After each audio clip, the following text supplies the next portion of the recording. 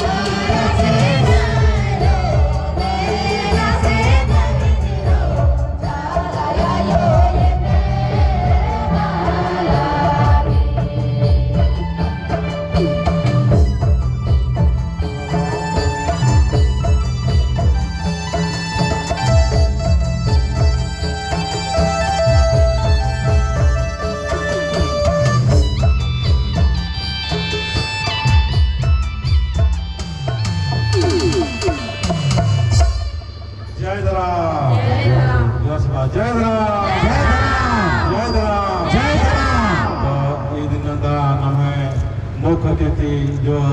namai आदिवासी जो tribal queen जोरी आदि नमो कदेती तो नमai ना फॉर्माल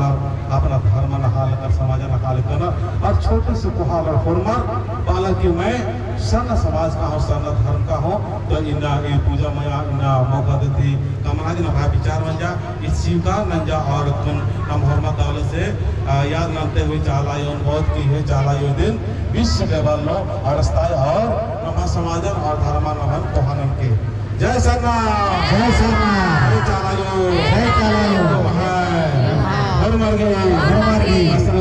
आशीर्वाद लगना चाहिए इन्ना ग्लोबल ट्राइबल इंडिया पूजा लकड़ा